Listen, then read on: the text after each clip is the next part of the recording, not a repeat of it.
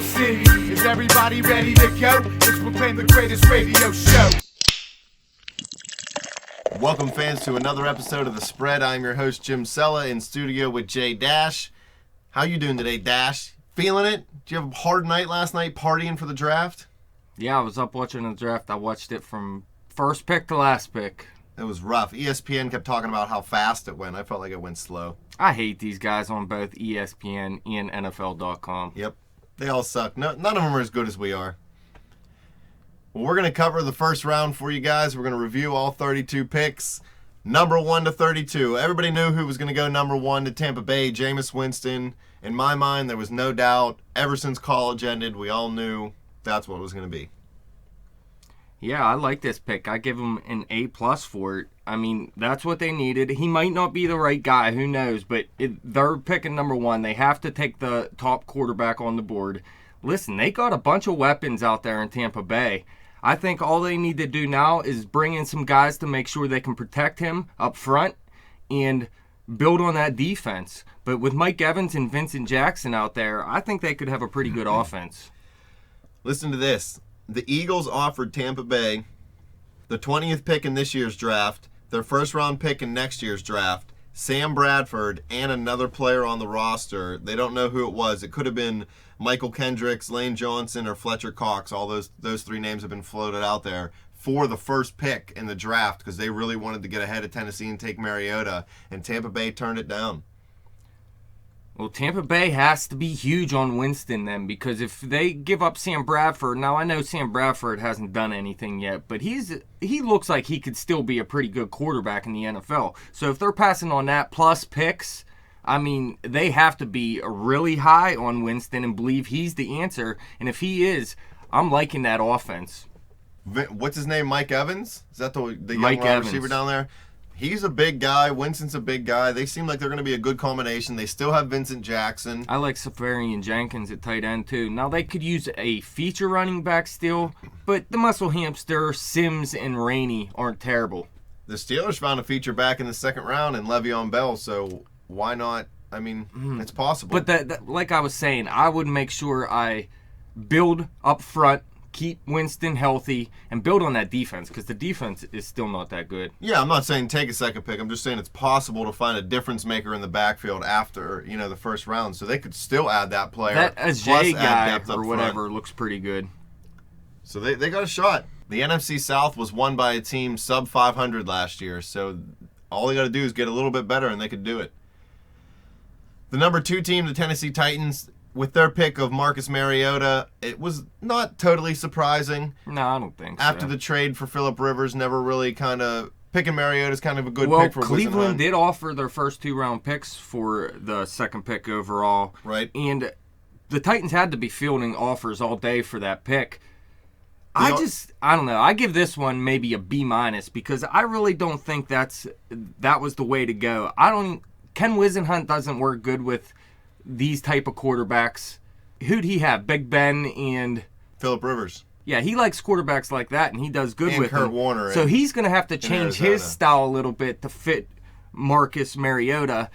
Yeah, I think just by turning down all those offers, they were almost stuck taking him. You don't want to pass him up after fielding all those offers and declining them. I'd have still taken Leonard Williams here. I seen Trent Dilfer, of all people, bring up something very interesting between Winston and Mariota yesterday on ESPN before the draft.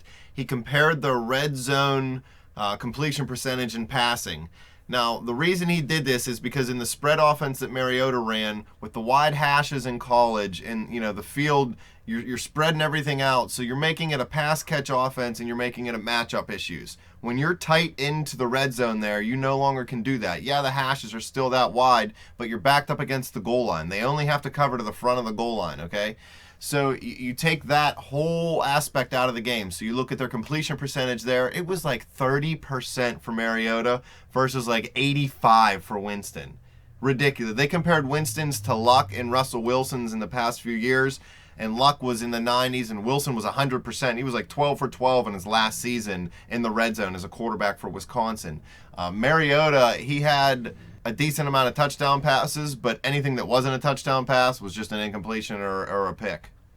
And I really don't think they're in the right shape to draft a quarterback at this point. I mean, they have nothing around him right now, so he's not in a position to succeed right now. He's not Andrew Luck, and I think they were scared that they wanted to try to compete with Indy and Andrew Luck. Luck made them better right away. Didn't matter who was on the team. He is that good. Mariota may be good, but he's not that caliber Luck is right away, so he doesn't instantly make the Titans good. And let's not forget, they just brought Dick LeBeau over.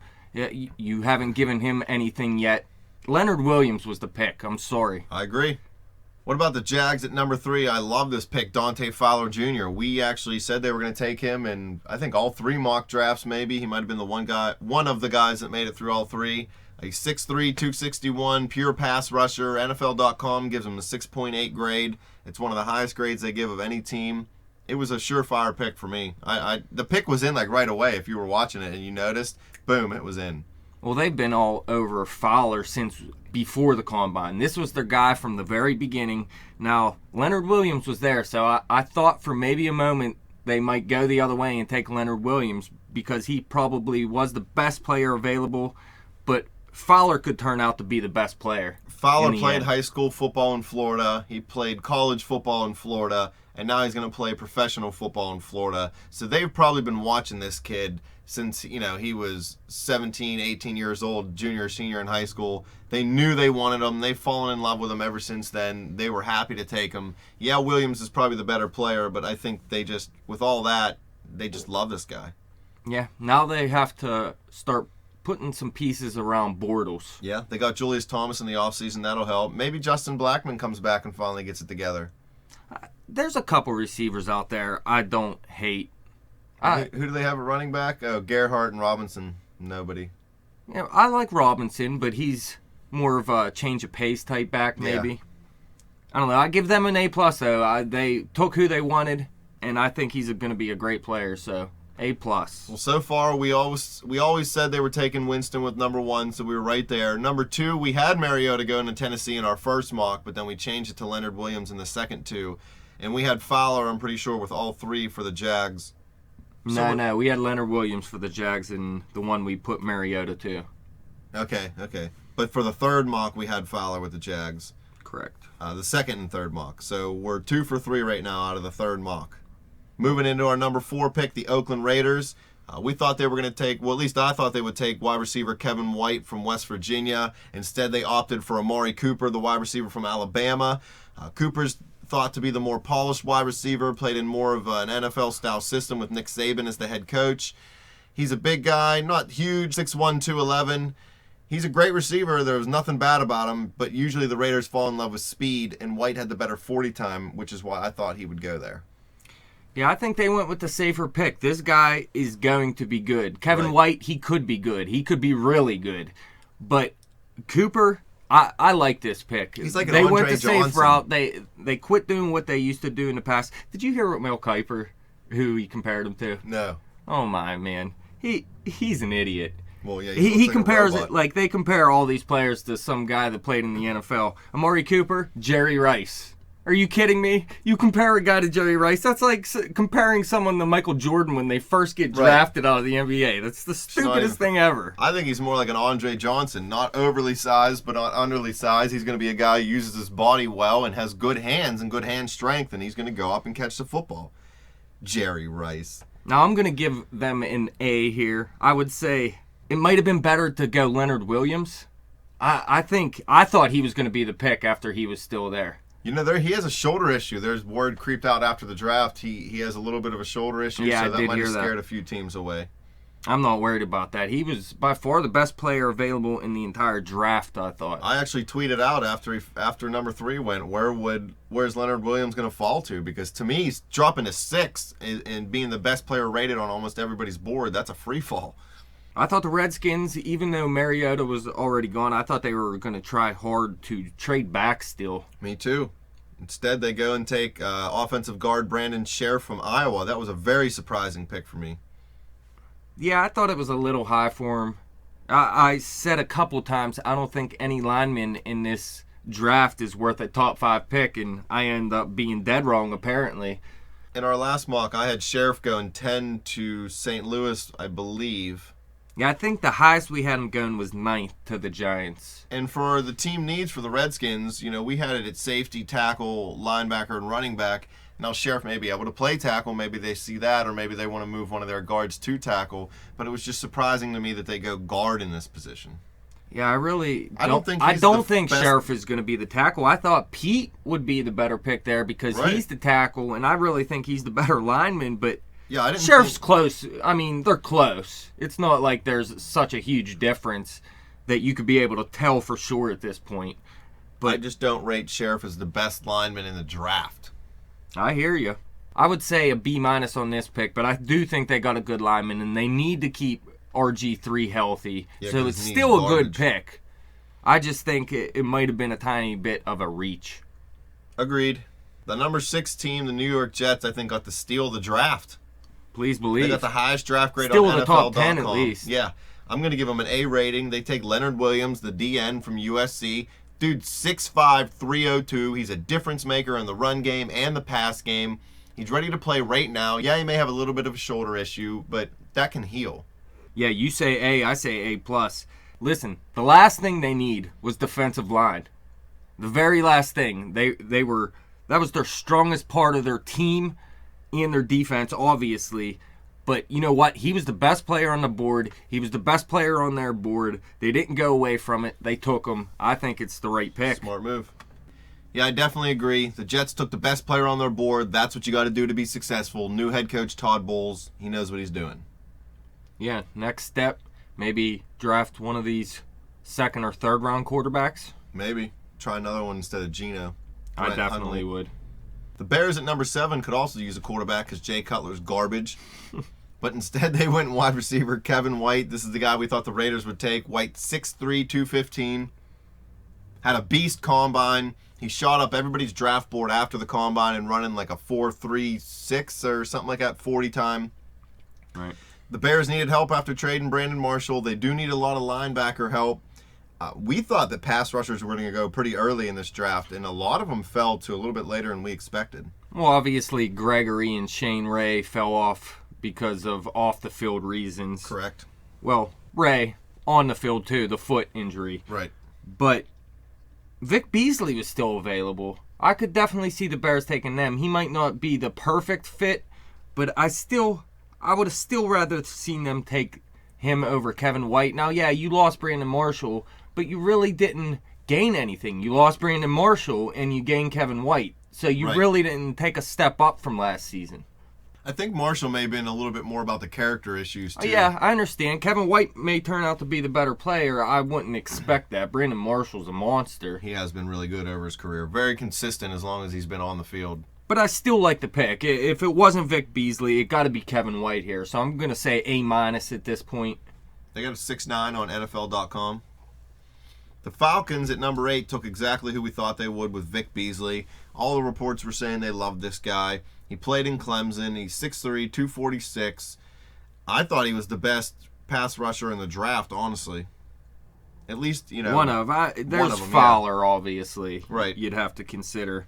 But I love this pick, too. It's who the Falcons wanted. They did the same thing as the Jaguars. They looked at what they wanted, and they went out and got it.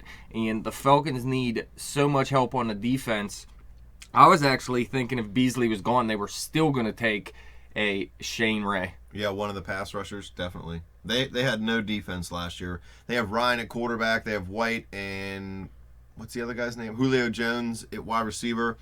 They were saying maybe go running back here because Steven Jackson was kind of bad the last couple of years down there, so there was a chance at maybe a Todd Gurley or a Melvin Gordon. But I definitely didn't think Gordon was a high enough grade, and I was surprised that Gurley even went as high as he did, honestly.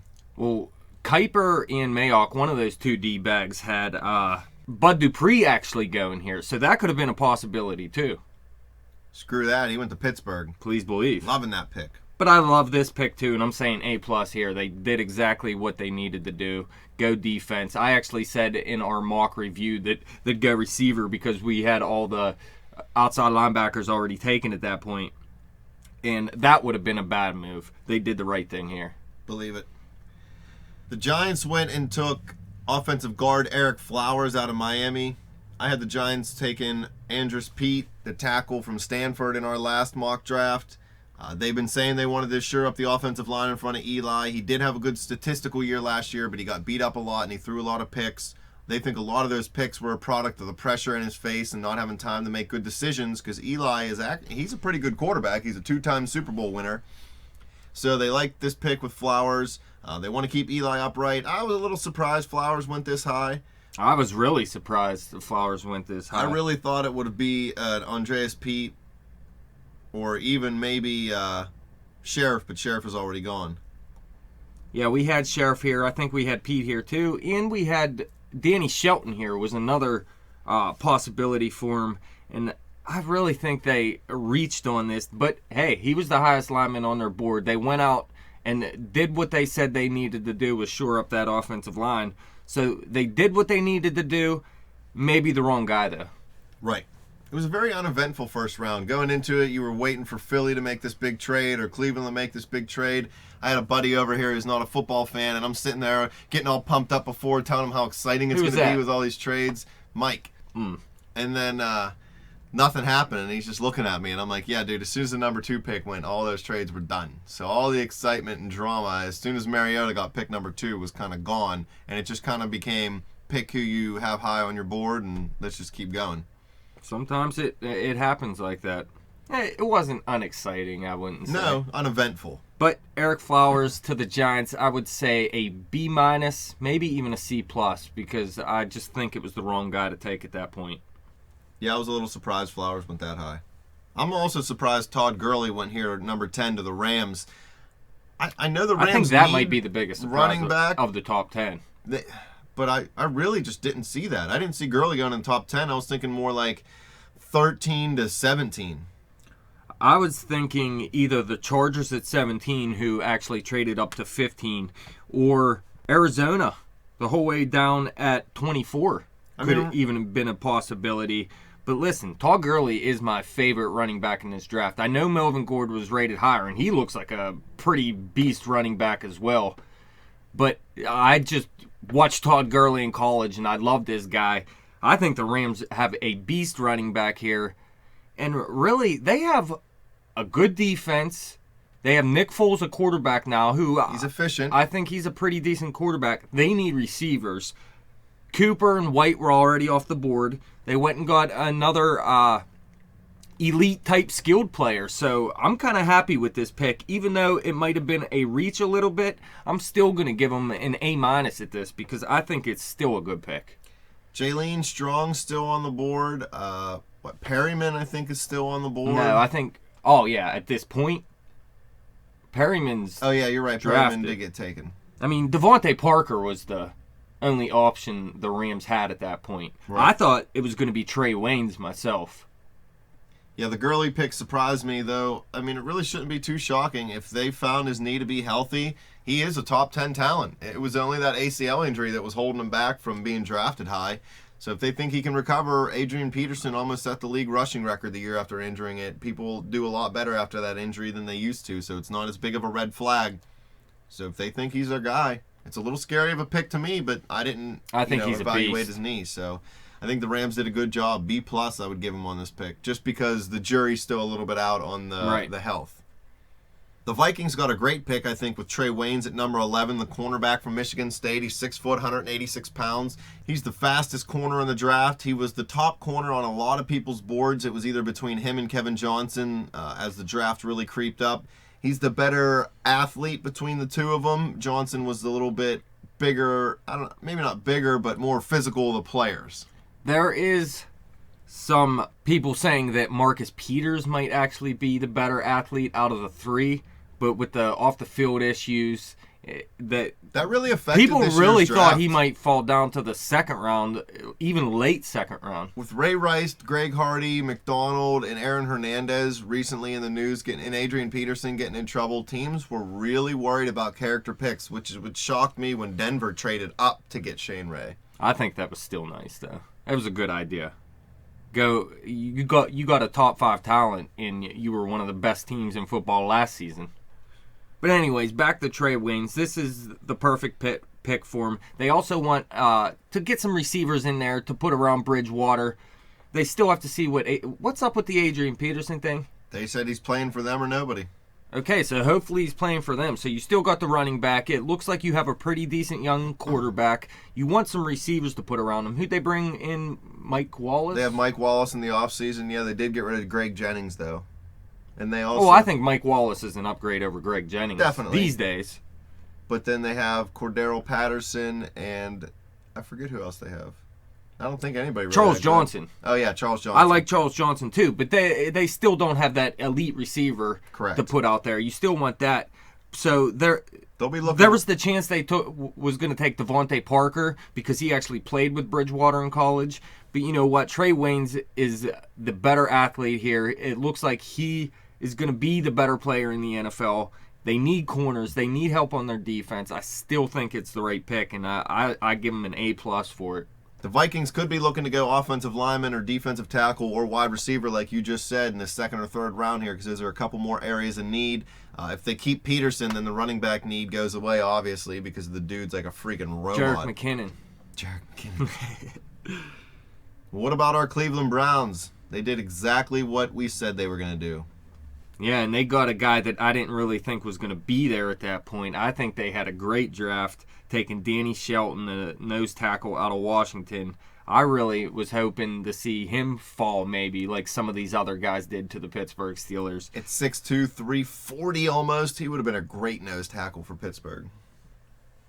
Listen, Devontae Parker was still there, so I'm sure a lot of Cleveland fans thought they were going to draft him because they do need a receiver. But you know what? The GM came out and said early on, we want to draft offensive line and we want to draft defensive line. And he stuck to it, and I think they made the right move. This is how you win in the AFC North. And Danny Shelton was the best player on this board at this point. The Browns had a tough defense last year. It got a little worn out towards the end of the year because the offense couldn't keep consistency, so then the defense was on the field a lot. But early in the season, they played well. They put pressure on the quarterback. You add more pressure through Danny Shelton and a better run stopper, then it just makes your team better. They know they weren't going to get Mariota because he's already gone. They didn't have any other quarterback graded high enough, so they're going to have to stick with Manziel or I forget who they brought in. Fitzpatrick maybe to play compete with him. Who knows? Cleveland fans, you should leave us some messages in the comments section here. I want to know if you actually wanted them to trade up for a quarterback. It makes no sense to me. I understand Mariota is probably going to be a better quarterback than Johnny Manziel, but you can't just keep doing this and expect to win. Manziel's garbage. I would have picked somebody over Manziel. Oh, I'd give him a chance first. I mean, you don't pick a guy in the first round and then play him 2 games. I wouldn't have picked him in the first round. round. Well, that's fine. You don't do that if you don't want to. But if you do it, you gotta do. If you do it, you have to give him more than a game and a quarter to see if he's any good. I mean, that's ridiculous. Dude's garbage. Okay. Pick 13. New Orleans Saints, they took a guy I thought would go a little higher than this, Andrus Peat. I also didn't think the Saints would pass up on Randy Gregory at 13 if he was still there. Neither did I. Looks like a lot of teams want to pass on him. Peat, 6'7", 313. He's a tackle out of Stanford. They've had a couple good linemen come out recently. Pittsburgh fans have seen DeCastro kind of come into his own after the last year or two after being injured by freaking Pouncey. He's obviously a smart guy. He went to Stanford. He's a good character guy. Somebody the Saints want to bring in after the whole Bountygate scandal a few years back. They want to look a little better. They want to shore up that run game. The best way to get the most out of Drew Brees' final few years is to keep him upright and keep him safe. He's not a big guy. He can't take a beating like a Ben Roethlisberger. So I think this is a safe pick for New Orleans. Well, listen, they took the best lineman in the draft to me, and they took him as the third lineman in the draft at pick 13. So I think it's a huge steal for your offense. I just have questions. What are they doing with their defense? They need defense, and they need it bad. They have a terrible defense.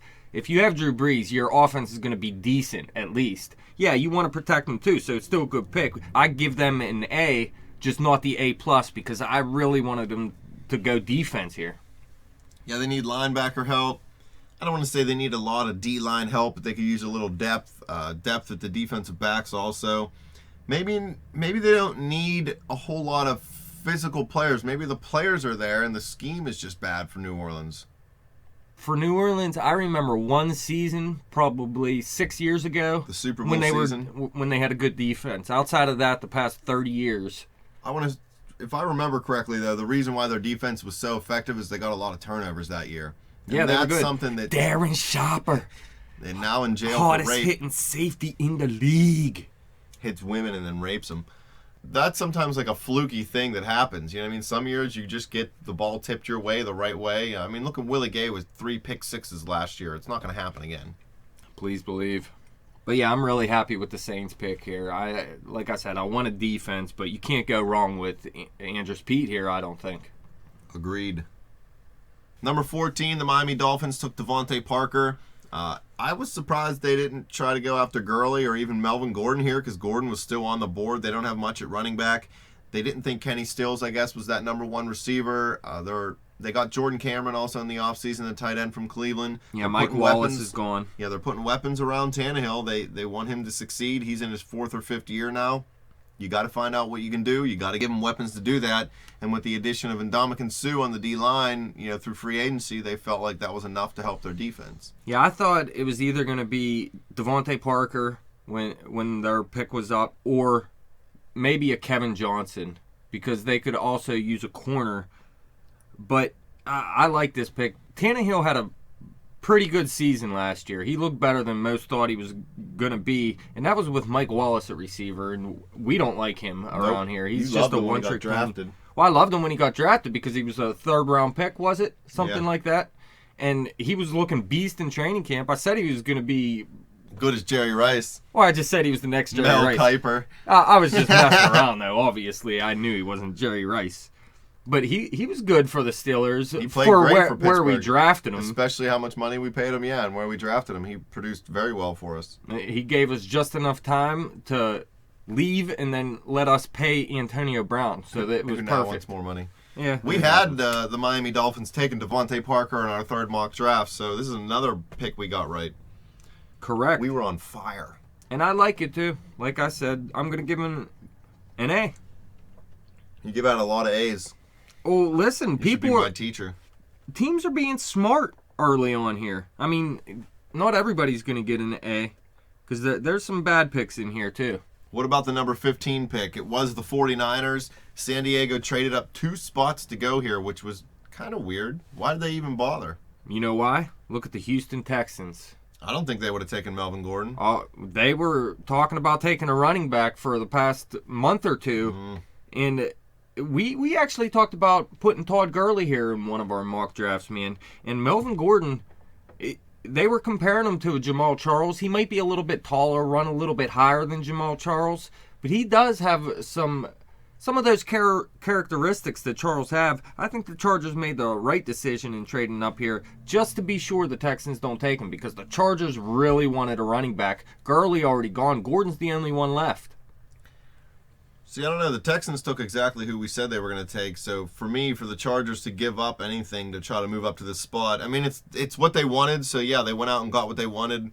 If they feel it was worth giving it up, that's fine. I do believe they have the least amount of picks in the draft now, though. After giving up, they only have 5 or 6 picks in the draft. If they think he's their difference maker to put their offense over the top and to help Phillip Rivers, so be it. I'm still only going to give it a B, though, because I don't like to trade up for it. Well, see, I could see the Texans taking Gordon at that point, and I really think the Chargers thought that too. So I'm going to give them an A-. But even if Gordon did go to the Texans, they could have still taken someone like a Malcolm Brown or something. So I see your point. They didn't really have to trade up.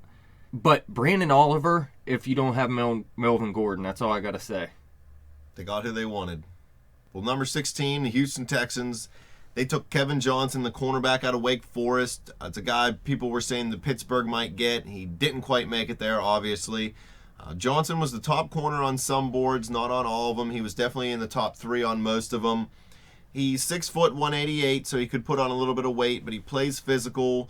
He's a good player. He's definitely going to be able to play from day one if they need him to. He may not be an impact player from day one, but he'll be able to step in and play in that defense. And he's going to help Bill O'Brien down there get that team turned around. Yeah, with the top 3 receivers off the board already. Of course, they lost Andre Johnson, we know, so they may still want to bring in a receiver later. And they can find some pretty good receivers later in this draft. But Kevin Johnson, top corner available. They definitely needed a cornerback. I like this pick. I think teams are being smart through the 1 through 16 for the most part. Yeah, Jonathan Joseph's contract is up after 2015, so they may not even need him to play this year, but definitely after. They're hoping Jadeveon Clowney just gets healthy and helps the D-line, or he might actually play at linebacker in the 3-4 scheme. So if you got Clowney rushing one end, Watt rushing the other end, and then all these beast corners in the defensive backfield, you're going to have a pretty stud defense. So again, I'm going to give out an A, like I always do. I'd be a good A's. teacher, man. You're giving him a B+. You'd love me as a teacher. That's what I said. I need you as a teacher. You did? I wasn't even listening. You never listen. I don't care. Pick 17. No surprise here. This is what we said. San Francisco 49ers. We had them taking him at 15. They felt like he would move down to 17, so they were able to stockpile a few extra picks and move back a little bit. This grade I'm going to give an A to because this is who they wanted. It's who they said they wanted since day one, and they were able to get him and extra picks at the same time. So whether he pans out or not is another story, but as far as San Francisco did exactly what they wanted, and they got bonus picks. Please believe. It's like on Press Your Luck when you get a free spin and $5,000. See, they were smart. They knew the Houston Texans weren't going to take Eric Armstead. They also knew that if the Chargers were trading up, it wasn't for Eric Armstead. Correct. So, yeah, why not trade back, get some extra picks, get the guy you still wanted in the end? I mean, what's not to like about it? So, am I supposed to give him something other than an A? An A is a very high draft grade. I'm just giving, not for the actual player, because a lot of these players are going to turn out to be bust, but they're doing the best they can at this point, each team. So you're giving their draft process an A? Yes, draft process. Okay. The player, yeah, you never know about the players. What about the 18 team, the Kansas City Chiefs? They took Marcus Peters, the coach choker. He's a cornerback from Washington. He's 6 foot, 197 pounds. He was dismissed from the team. He only got a 5.9 draft grade, or maybe not him. The Chiefs got a 5.9 draft grade from NFL.com. The character issues scared a lot of teams away. Andy Reid thinks he can bring character issues in and help them out. Terrell Owens, Michael Vick, guys like that. He's a good mentor. He's a Mormon, so he wants to give everybody 15 chances, just like his 15 wives. So they felt like they could bring him in, shape him up, and hopefully get him out on the field playing well. The Chiefs need receivers. That's all I know. I understand. The receiver wasn't there. A receiver went 2 picks later, that Nelson Aguilar. Yeah, I don't know anything about that guy. And then Brashard Perryman went later. Philip Dorsett went in the first round. Jalen Strong still on the board. So really, the receiver wasn't there. And if they think Marcus Peters off the field issues aren't a big problem, I think they went best player on the board. Definitely. Cornerback was one of their needs. They needed O-line help, safety help, so maybe Landon Collins could have been a fit here. I am shocked he dropped completely out of the first round, and there was a safety taken before him when he was the only first-round rated safety that I've seen through the whole draft process. Well, it was a free safety, though. The Chiefs could have used linebacker help also, but with all the good linebackers, top linebackers gone, Peters, like you said, was thought to be the most athletic player out of all the corners in some people's boards. So, yeah, they definitely went best player available, just like a lot of teams this year. We had Malcolm Brown, the defensive tackle, going to Kansas City. That could have been a good third pick, too. draft. He fell all the way to 32. That was a little shocking. Unfortunately. Yeah, I'm surprised we passed up on him, too. Well, there were so many guys still there. You have to pick one. It's your only choice. But Marcus Peters, best player available. A. I don't care. A. 3 A's. The Cleveland Browns at 19, the pick they got from the Bills from last year, they took Cameron Irving, the center from Florida State. He's 6'5", 313. They only got a 5.8 grade on this from NFL.com. I really don't know a whole lot about this guy, I'm not going to lie. Well, we talked about him a little bit in our first mock, maybe. We had him as an option. We might even had him in the first round in our first mock. He dropped out in our second and third mock if he was. But, hey, listen, they went offensive line like they said they wanted to do. But Alex Mack, he's a good center out there. So, with Joe Thomas at tackle. yeah, you might see Cameron move over to guard for a while. Mack's contract might be up after this season. Maybe it's the season after. I can't remember which one. But then you might see Irving move back to center. But listen, they needed linemen. They said they wanted to take linemen. I think they took the wrong one. I like that DJ Humphries The Mack contract, what's up with that? I don't know if you remember this. Last year, they tagged him, and Jacksonville made an offer to him that they thought Cleveland couldn't match, but then Cleveland matched it. But there's an opt-out clause after the second year, which would be after this season. That's why they're afraid Mack's going to leave. So, yeah, you may see this guy play guard for the year and then move over to center next year after they let Mack leave, because the contract gets absurd after this year, and there's no way they're going to want to pay it. So this may be a smart pick for them. Although, you know, it may not be the guy we think it is. They're thinking ahead at least. Cleveland is trying to think ahead and not just draft Brandon Weeden and Tim Couch and Johnny Manziel and the 22 other quarterbacks you guys have had since you came back into the league. Yeah, when you look at it that way, that it makes a lot of sense. Like I said, though, I still don't think he was the best lineman on the board, so I'm going to say more of a B here. Holy crap, somebody didn't get an A. It's the Cleveland Browns, man. What do you want me to do? Kevin Costner would have just traded his whole draft away and then got it back. Well, when they were talking second. about trading up for the number 2 pick, I thought Costner was in the war room. Probably was. He's probably an honorary member of the team now. Please believe. What about the Eagles? They were the ones who were supposed to make this big trade, move up, get Mariota, mortgage the future. Did you see when Mariota was drafted at number 2? They zoomed in on Eagles fans and they were just all devastated. Yeah. They could not believe it. Their team didn't create magic out of crap and find a way to trade for him. There's a point system. I don't know if you've ever read this. Jimmy Johnson invented this. It's a point system he gives to each draft pick, and that's the chart they use to decide whether or not a trade's worth it or not. And the first pick's valued at 3,000 points. What they were offering probably would have only been valued at about 2,100 points from what I read. Yeah. I mean, they couldn't have had that much ammunition. They've done too much already. They were trying to trade Bradford to get the 2 picks from the Browns to be able to use the 2 picks from the Browns. They were trying to pull off a 3-team trade like they do in basketball. Well, they made a mistake. They thought teams believed that Bradford was an elite quarterback or something then. I don't understand why anybody thinks Bradford's an elite quarterback. He's I think he's a good quarterback. Yeah, he's not elite though. No, not at all. And now, the Eagles, they suck at drafting. In this Nelson Aguilar, I believe it is. I mean, I ran across his name a couple times when we were doing our mock drafts, but he was never even considered in the first round. There's definitely other receivers here that you could think of, and they could have went someone like a Landon Collins. There's a lot of options they had. I think they just made a huge mistake. I'm giving them a C-. I mean, look, the guy the Steelers took, Bud Dupree, Shane Ray, Brashard Perryman, Byron Jones. They need corner help after this season. One of their corners is a free agent. There's a million things they could have done other than take a guy with a second, third round grade with the 20th pick. I don't think Chip Kelly really knows what he's doing. And all these people who think he's a personnel genius, I think you're going to see the Eagles fizzle out over the next few years as he ruins their roster and he's going to leave.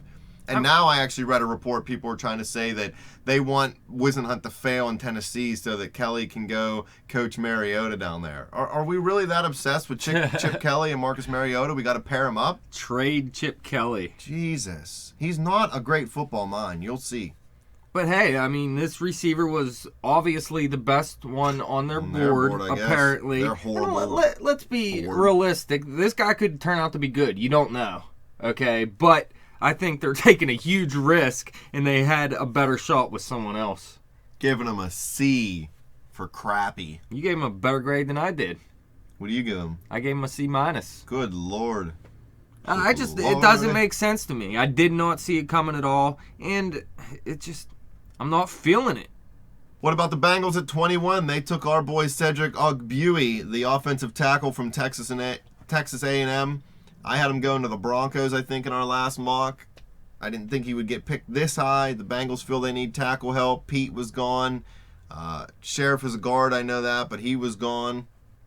So they took the best lineman on their board. Yeah, Ogbuie, They could have taken Humphreys, too. Yeah, I mean, he's a late first round, early second round projection, so it's not a terrible pick. You want to keep, what the hell's his frickin' name, the quarterback, Big Red, upright. Andy Dalton. Yeah, you could have brought in a receiver, because I like Mohamed Sanu, but his hands are stone. We had him taking Marcus Peters the cornerback from Washington in our last mock, but he's obviously gone. Yeah, obviously he wasn't there. I thought maybe... Listen, Gregory was still there. Cincinnati doesn't mind dealing with these types of players. Right. Shane Ray was Vontae still Burfict. there.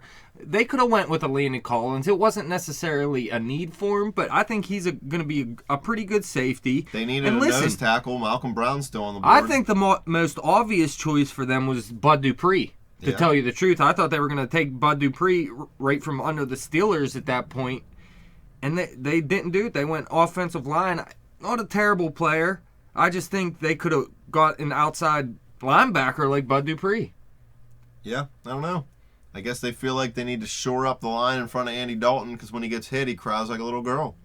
But it's not a terrible pick. You can never go wrong with offensive linemen, especially if he turns out to be a good. Unless you draft Mike Adams in the second round. Yeah, he got to turn out good. Then if not, he's a terrible pick. But I say a B- here. It's not terrible. Yeah, I'll give him a B, B-. At number 22, everybody's favorite team in the world, the Pittsburgh Steelers. You're ridiculous with that. They take Bud Dupree, the outside linebacker from Kentucky. He's 6'4", 269. They got a 6.1 grade from NFL.com. He's the pick that a lot of Steelers players wanted, the smart ones anyway. You hear all these people clamoring, I should have taken a corner. Well, rah, rah, JK47 rah. got to be happy, right? Right. They needed corner help. Don't get me wrong. I'm not sold on Gain Allen, but there was no corner here with a high enough grade. Bud Dupree was one of the highest guys on their board. They did not even believe he was going to fall below 12. Listen, they didn't think there Mel was gonna be a Kiper had him at shot. 8, like I said when we were talking Falcons. Maybe it was Mayock. I don't know. One of those two dudes. But This guy's listen, he's a good character guy. That's what we need in the locker room again. When Shane Ray and Gregory started falling on the board because of character issues, Bud Dupree became the top 10 linebacker. Right. The Steelers let him fall to him. It's a great pick. We said they needed an outside linebacker. We thought it was going to be Eli Harold. So this is only a bonus to me. Yep, me too. Now, And- Dupree's still a little raw. I'm not saying he's going to come in and be a huge difference maker. He didn't rush the passer as much as you would hope for out of college. But on that side where he's going to be playing, where Jason Worlds was, Worlds dropped back to cover a lot last year. Dupree dropped back in 25% of his college snaps into coverage. He's big, he's strong, he's fast. He's going to be able to help cover those small zones. He's going to be really good against the run. The Steelers gave up 4.4 yards per rush last year. That's not very good for a Steelers defense. We want to keep that down near like 3-9. If you can start forcing teams into third and long, that's when they start taking risks. You start getting the rewards, and hopefully Allen and Gay can play a little better, and maybe we can get some corner help in the second and third round. Well, listen, coming into this draft, I said in our mock review that I think the Steelers are going to get screwed, and all the players that we hoped that would fall to them Would be gone. would be gone. And then it turns out there was Bud Dupree, who they took. There was Shane Ray. There was Randy Gregory. There was Landon Collins. There was Malcolm Brown. Yeah. That I was getting excited. I'm like giving it one of these. I didn't know Whole what time. to do. Yeah. But I think they made like the a right little girl. choice because the corner wasn't there. You don't reach, you don't trade up. There's too many needs. You cannot give up picks. We needed all our picks. And they this still year. had one of the highest players on their board without character issues. Yeah. So everything just fell right for the Steelers at this point, and I think they made the exact right pick. He's basically a top 15 prospect on almost everybody's board, and we got him at 22, and he's a need. So I'm not even being a homer here. I'm going to say A+. A+. They filled the exact need they have. I'm sick of hearing everybody call Shazier injury prone too. It's stupid to take linebacker. He played one season, people. You're not injury prone because you had a bad injury your first season. I tell you what, if they'd have taken Byron Jones here, that I'd have been cornerback, so mad. I'd be done with this show. Yep. Because I tell you what, if the Pittsburgh Pirates ever go back to what they were 4 years ago and before, there will be no Pirates segment. I tell Yeah. you that because I'm not falling at crappy teams. There's nothing wrong with doing the right thing, and sometimes it doesn't work out because you miss sometimes. You know, it happens. But if the Steelers would have taken a combine product of Byron Jones, who got a 5.6 grade from NFL.com for the Cowboys, it's one of the lowest they've given to any team. He just was not it. That would have been a huge reach. He's a third-round talent, if you ask me. All right, let's move on. Okay, number 23, the Broncos. They moved up. They got it from the Lions. They moved up from, 28, I think. They took Shane Ray, the guy with the character issues, the defensive end from Missouri. He's 6'3", 245. He was the SEC Defensive Player of the Year, I believe. so was Michael Sam, who Michael also Sam. played for Missouri. although when Michael Sam came out, there was like the 13 defensive linemen of the year out of the SEC before that were like beasts in the NFL. So Michael Sam was actually the first one that was complete garbage. Right.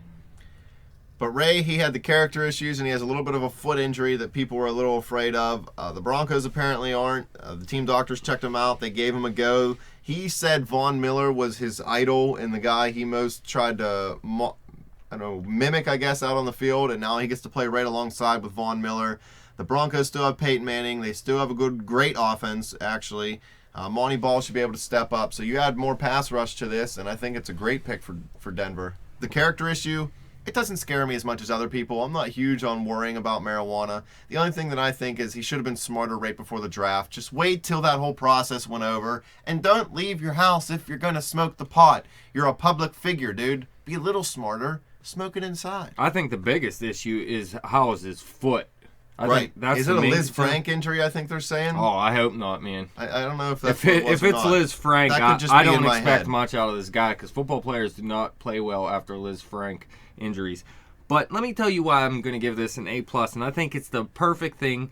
Even though they traded up for a guy that everybody was letting fall, Peyton Manning is about done. Yeah. So their window to Now. win is right now. Now, you're bringing in a guy that can be a future piece as well, but you're also bringing in a guy that can help you win today. So it's a win-win for you. Yeah, at worst, you see Ray playing predominantly on third downs and rushing the passer and still getting pressure and sacks. You know, he may not be an every down player, but you don't have to play every down to make an impact. James Harrison didn't play every down last year, and he Correct. made an impact.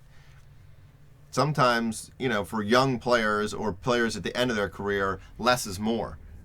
Well, let's move on to number 24. All you Cardinals fans, especially you, Arizona Not all the Animal. Cardinals fans. Yeah, okay, I'm Not sorry. everyone said. A few of you Cardinals fans were upset with us, especially Arizona Animal. You had some not so nice things to say to us. You think that the Cardinals had the sixth best O-line in football last year. I don't really know how you got that stat. We said that they could use some offensive line help. These people, I'm not going to come out and say every Arizona fan's an idiot, but the fans have no clue what they're talking about. Not everyone. Eddie B kind of Oh, gets yeah, it. Eddie B knows what he's talking about. But listen, how are you going to come complain about them not needing offensive linemen when they could not run the ball last year Right. at all? And your quarterback, they think is great in Carson Palmer, who we do not, is 36 or something like that. So even if he is going to be good, he's not mobile. You got to keep him upright for him to be good. So why not put a lineman in front of him? Okay, so it's either Arizona doesn't know how to draft or their fans don't know what Arizona needs. Correct. And let's You finally tell me which one it is. Let's finally tell the people what they picked. DJ Humphries, the offensive tackle from Florida. I don't think Arizona's GMs kind of really know what's going on down there. I like your Uncle B.A. I think he's a good coach, but I don't think the front office... You don't like this pick? I like this pick, yeah. In the past, I should say, front offices for Arizona. I was haven't going to known what say, they were gonna do. I give the fans an F, and I give the Arizona Cardinals an A. Oh, They yeah. went out and got an offensive lineman like they need, and they got one of the ones I like most in his draft. Correct. Previous regimes, I should be corrected. Previous regimes didn't know what they were talking about. This is a great pick for Arizona. That's what I'm saying. They might actually be able to run the ball even if they don't have a running back because they're going to have a good offensive line. No, I understand if they would have taken Gurley or Gordon if he was here. I would Right. have had Oh, no yeah, problem definitely. with it. But hey, I think DJ Humphries was the best player on the board at this point. Yeah. So I give him an A+. There was no running back left, no corner left. Malcolm Brown was the one D lineman they might have been, able to take, but other than that, perfect pick for them. The Carolina Panthers at 25, however, I think They took a reach here. they need defensive help, don't get me wrong, but Cam Newton needs to stay upright, and I feel so bad for him. Right before the draft, I read that they fell in love with Shaq Thompson and they loved his versatility. They have that Thomas Davis, the guy that announced their pick. He's only under contract for another 1 or 2 years. He was somebody they took as a safety and made into a linebacker, I believe. This is somebody they feel has that same type of ability. They think he can play a hybrid position. Not exactly play safety, but maybe play a deeper middle linebacker spot on passing downs and still be able to cover enough space in the middle. But to me, it's a huge reach. Just like you said, Cam Newton's the cornerstone of your team and your franchise. You need to keep him upright, and you need to put weapons around him. There were still a few wide receivers I believe they could have even taken if they didn't want to go offensive linemen. I wouldn't have taken Shaq Thompson. I think he would have still been there for Carolina to take in the second round, obviously. Honestly. I don't know if it'd have been there that late, but I don't think he's a player that if you miss out on him, you're screwed. Yeah, he only got a 5.6 grade for NFL.com. They only get a C for me. Yeah, I'm going to give him a C- because they definitely needed O-line and wide receivers so much more than Shaq Thompson, who doesn't even have a defined position to me. At 228, he's got to put on a little bit of weight to play linebacker. I tell you what, though, Washington put out talent this year. 3 first-round picks Yes, in they did. Shaq Thompson, Danny Shelton, and Marcus Peters. Yep. Beast mode, Washington. You know what's up. About 26. The hated Ravens. The Baltimore Ravens. Not a surprise they went wide receiver here. No. Perryman might have been a little bit of a reach. If they'd have took Dorial Green Beckham, I'd have been a little worried. Yeah. We had him taking Jaylene Strong from Arizona State, the wide receiver, in our last mock. They also needed corner help, linebacker help. Running backs were all gone. Landon Collins was still there. The corner they liked the most, Marcus Peters, was gone. And again, they could have used some help at D-line with Haloti Ngata leaving, and Malcolm Brown was still on the board. So that's a little shocking to me. I think if Shane Ray would have been there, they might have taken him, and that would have been scary. I wouldn't have liked that at all. Ngata was the cornerstone of that defense. I really believe their defense is going to take a step back without Haloti Ngata there this year. Oh, people said the same thing when Ray Lewis left, and they were still a pretty good defense, though. So we'll have to see. Look at what happened to the Steelers defense since we lost Casey Hampton. And I know fans, I'm just saying a 3-4 defense needs a great nose tackle. So without that, it's tough for the linebackers to get to where they need to be. So that's why I thought with Brown still on the board when they come up, I thought that's who they were going to take.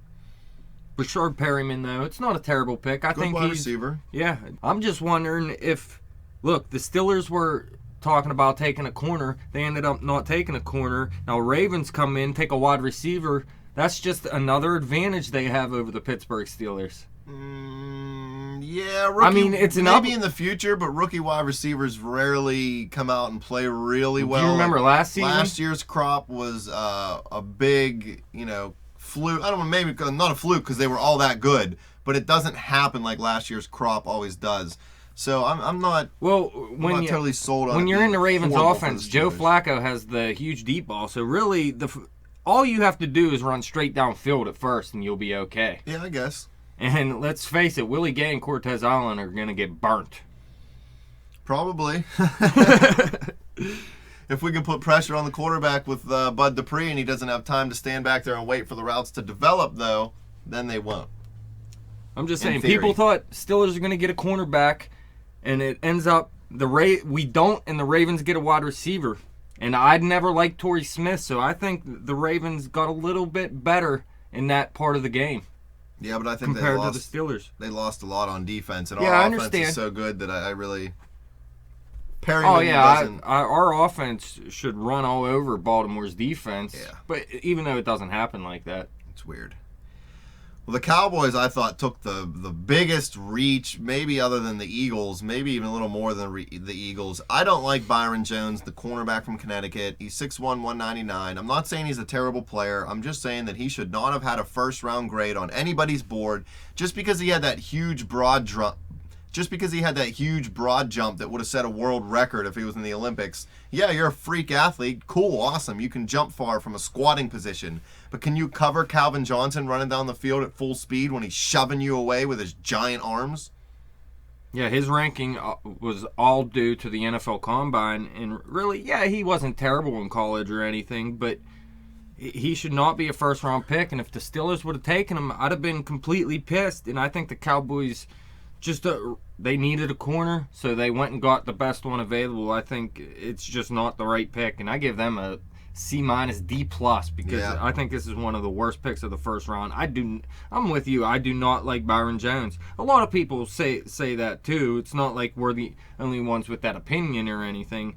But really, I've watched the draft for so many years, and people that just have a big combine and nothing else don't turn out to be that great of football players usually. Usually.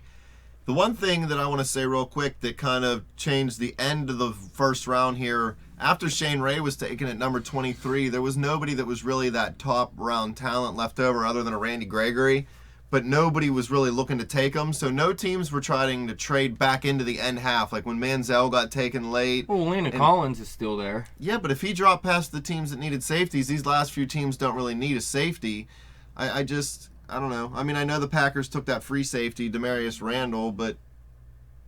Well, Landon Collins was still there, and Eddie Goldman maybe. Malcolm Brown was still on the board at this point, so there was still some good players left. Eli Harold's a good player. But none of those guys are somebody you're going to trade back into the first round to try to pick up. It all depends what you have to give up, I guess, and where you're trading from. But who's up here? The Lions? They got that trade from the Broncos. Yep. Man, they traded down, and they took someone... I mean, I seen from Duke going in the first round. He was a projected late second round guy, so it's not like he came out of nowhere or anything.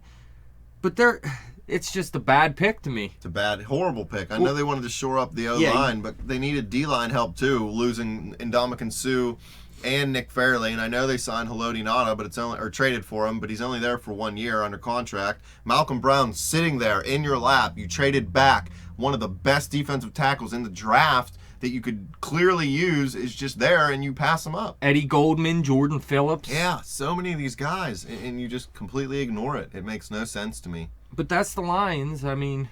Yeah, they either take a wide receiver 8 years in a row or a guard that nobody likes. Trade way back and take a guard that they could have traded 3 rounds later. Yeah, man. You could have definitely taken that guy in the second round.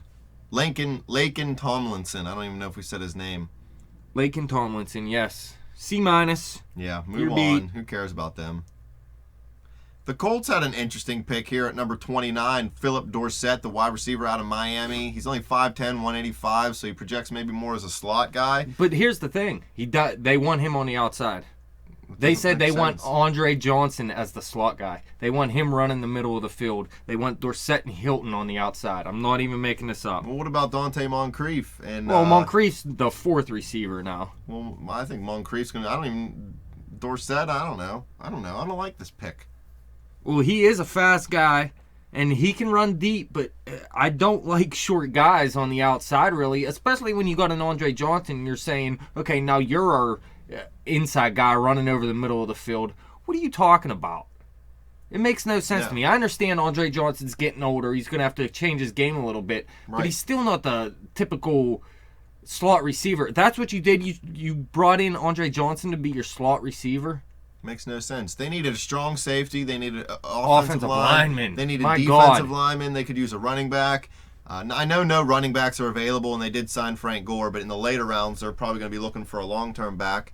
It's a luxury pick, I think, that they may not have had the luxury to take. Because, yes, luck keeps them in every game, but the Patriots smoked them in the championship game. They need to get better on defense. More than defense, man. They got to keep Andrew Luck upright. My God. Now, listen, in fantasy terms, Philip Dorsett might turn out to be a pretty decent receiver this year, and he's probably going to turn out to be a pretty decent receiver in the Indy offense. But it's not all about just passing down the field, especially if you don't have time to pass down the field. The impact that he will make for the team isn't what an O-lineman or a good D-lineman or linebacker or safety would have made for the team. Those other positions would have helped put the team over the hump. This is just adding to a position of strength already. Their wide receivers were fine. I like Andre Moncrief. Johnson, T.Y. Hilton, and Dante Moncrief are good enough. Andrew Luck makes them all better anyway. I still like this guy, and I think he's going to be a pretty decent receiver. So I'm going to give him a C+. But they had too many times there was Andrew Luck lying on his back last season. So you can't give him anything better than that. And if he gets hurt, they got nothing. Should have traded up for Laken Tomlinson. The Packers come in here at number 30. They took Demarius Randall, the free safety from Arizona State. Really shocked me. He's 5'11", 196. I thought maybe they would take Landon Collins if they wanted a safety and move him to free safety, but people, I guess, don't feel that he has the deep speed to do that position. We got hated on the internet from a couple of our mock drafts. Packers fans saying that we don't know what they're talking about and they're definitely going to take a middle linebacker. They did not take the middle linebacker. Free safety was an area of need, so I do like the pick. What did you say? You said D tackle. I actually did say they need a linebacker. Correct. Middle linebacker. Oh, And yeah. listen, McKinney was still there. Dawson was still there. And And all even of them moved, but yeah, none of them got picked in the first round. now, even if they think Clay Matthews is the inside linebacker, well, then you need an outside linebacker. Correct. So they still need linebackers. But they felt like they can get him later. I So guess. this was a real surprise to me, and this really wasn't a guy that was projected first round at all either. No, it was a little bit of a surprise. But like I said, I thought that I will Collins give is a Green Bay better credit safety. because they are a pretty smart team and they know Right. what they're doing. So this guy might turn out to be a pretty good football player. Yeah, they haven't been as good as they have been for a long, long time, picking bad players. They take guys that are high on their board. They don't reach for needs a lot. They find what their needs are and then take the best player available out of that. So if they really believe this guy can be a difference maker, in a 3-4 defense, your free safety is rarely a big difference maker, though. They're more of a safety net, you know what I mean? So it's just strange to use a first-round pick on a position like this, that's all. Yeah, I can't give him any higher than a C+, but I hold back on saying that because I think the Packers know what they're doing. Yeah, I'm more going to than give I him a B- just because I like Mike McCarthy. He's a hometown product. Greenfield? The New Orleans Saints held the 31 pick they got. The New Orleans Saints held the 31st pick that they got from the Seahawks for Jimmy Graham and I don't know some other players. Max Unger went to the Saints. They picked Stephon Anthony, the inside linebacker from Clemson. He's 6'3", 243. It was surprising to see him go over McKinney or Dawson, and there was another middle linebacker that I can't remember his name. Can't remember it off the top of my head, but yeah, it was surprising. The Saints, who'd they take with the 13th pick, we said? Andrews Pete. So Yeah. they took the best lineman on the board. They had to go defense here. You don't really want to say you have to do anything when you're making a pick, but really their defense is so bad they really had to take someone on the defensive side. This wouldn't have been my pick, but at least they went on that side of the ball. Yeah, they needed to shore up that defense. Hopefully this will help out. Like we said earlier with teams from the NFC South, the sub-500 team won that division last year. So if you can get any better in a hurry, they got 2 picks in the first round. So hopefully they feel like these 2 picks are going to make them, just that much better to get to maybe a 9-7, 10-6, or 11-5. Still, nothing better than a B- here for the Saints. Yeah, on nothing my end. flashy. We'll see how this guy pans out. But he fit a need that they wanted, so at least they did that right. Correct. 2 non-fancy picks for the Saints who like to make big splashes. You know what I mean? They shored up parts of the game that help you win for real. They could still look at a wide receiver later in this draft for sure, though. The Patriots held the last pick in the first round at number 32. They took the defensive tackle Malcolm Brown from Texas. Dude, 6'2", 319. We had him taking a guy, Carl Davis, defensive tackle. You had Carl Davis in That our was in the last third mock. mock, yeah.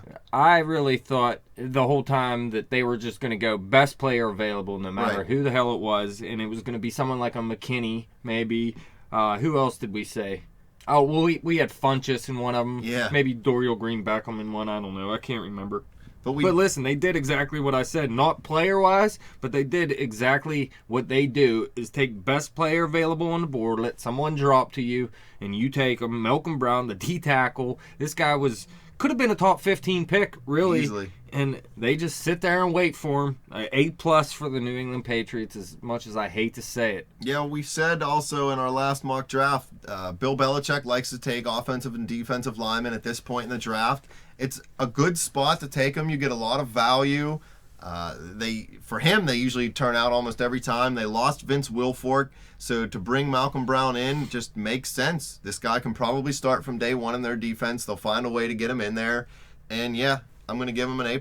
I mean, the Patriots know what they're doing. I can't stand them. I hate every single person in their organization, but dude, they win. As soon as the Steelers took Bud Dupree, the first thing I thought is, all right, who the hell is going to fall to the New England Patriots now? I was like, they're going to either take Shane Ray or Randy Gregory. Yeah. And I was like, Good lordy. good Lord, yeah, they're just going to build their defense up even more. But Malcolm Brown, he's just as good as these two possibly, so they did the exact right thing. Just like we said earlier, nothing too flashy in this year's draft. No big trades by the Eagles. Everybody kind of fell around where they should have. There was a few reaches, a few guys we thought maybe didn't have a first-round grade that went.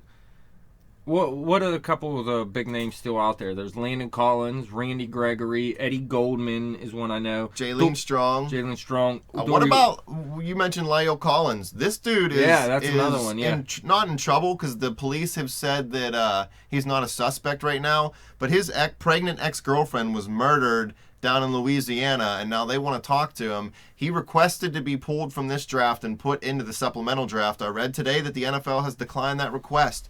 So he's either going to go and, somebody may take a flyer on him, or he's going to go undrafted. Teams have said that they will not touch him until the investigation turns out. They are, afraid of an Aaron Hernandez type situation. Nobody thought Hernandez had a chance at being guilty when it first happened. Now he might be on trial for 2 or 3 other murders. So, until this clears up, Collins may go undrafted, which may not be a horrible thing for him, because if he comes out where he's not in any trouble at all, he'll then get to pick his team as a top, 20 talent, top 25 talent. That's pretty good if you ask me. A couple other names that haven't gone that you could see here in the second round are Benarjic McKinney, Paul Dawson, Dorial Green-Beckham. Yeah. Anybody else? We're forgetting. Jordan Phillips is another one. Yep. Well, I want to thank you, Dash, for coming in. Thank you also for all the hard work you've put in over the last month and a half with me on this NFL draft. Fans, I hope you've enjoyed it. You guys can follow us on Twitter at bet_the_spread. You can follow me on Twitter at betjimthewin. I did live tweet the whole first round of the NFL draft. We're going to be recording most of the day today, so I will not be able to live tweet the second round. It's second and third round tonight. We will put updates on Facebook, so tune in to the show, tune into Facebook, keep listening. Love that draft.